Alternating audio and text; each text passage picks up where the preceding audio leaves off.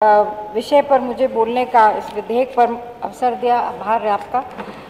मैं आपके माध्यम से सिर्फ हमारे जो साथी भाई अतुल जी ने जो अपनी बात कही उससे संबद्ध करते हुए मैं सिर्फ एक बात पूरी गंभीरता से और से कहना चाहती हूँ, और मैं मानती हूँ कि यहाँ बैठे सभी सदस्य, चाहे वो किसी पार्टी के हों, चाहे वो किसी दल के हों, वो इस बात से सहमत भी होंगे।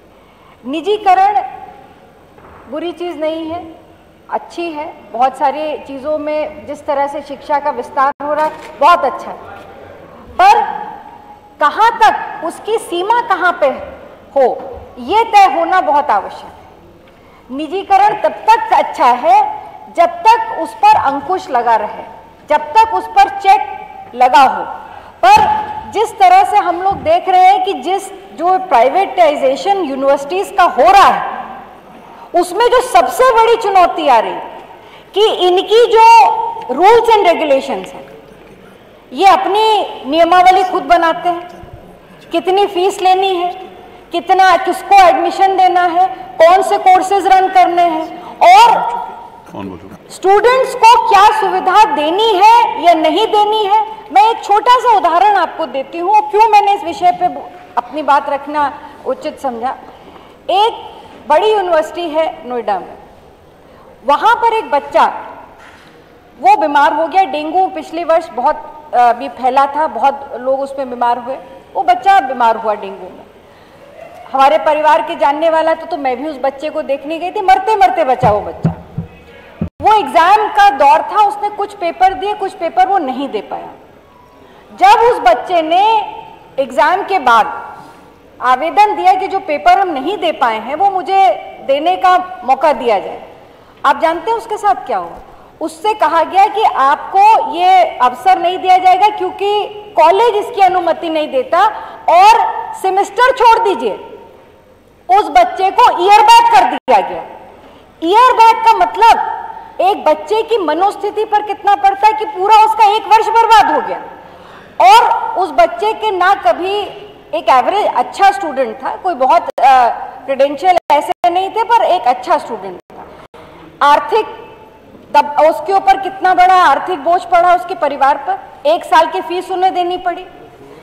उस बच्चे की मनोस्थिति समझिए कि जिन बच्चों के साथ वो पढ़ता था वो उसके सीनियर हो गए, वो अपने एक बैच जूनियर बच्चों के साथ पढ़ने लगेगा। उसकी गलती क्या थी? उसकी गलती सिर्फ इतनी थी कि वो डेंगू से ग्रसित था, अस्पताल में एडमिट था 2 महीने तक। सारे डॉक्यूमेंट, सारे मेडिकल सर्टिफिकेट्स उसने प्रोवाइड कराए, पर उसको राहत नहीं दी गई। मैं सिर्फ ये कहना चाहती हूँ कि ये एक बड़ा गंभीर विषय है।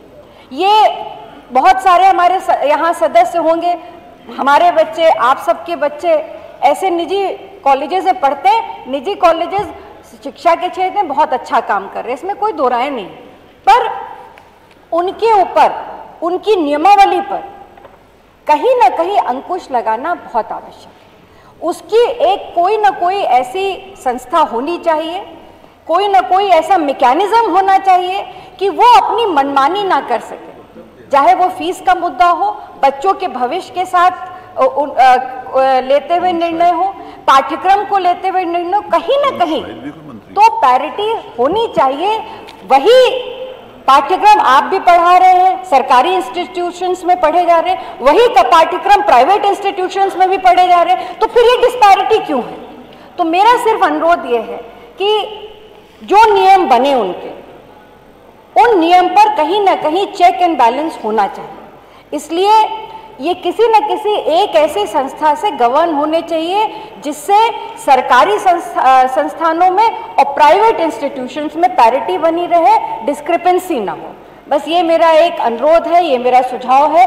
अगर इसको माननीय मंत्री जी इस पर विचार करेंगे और इस पर और बेहतर विचार करने के लिए इसको प्रवर समिति को इसको भेजेंगे, तो मैं मानती हूँ कि एक अच्छा सुझाव और अच्छा अधिनियम हम बना पाएंगे। धन्यवाद।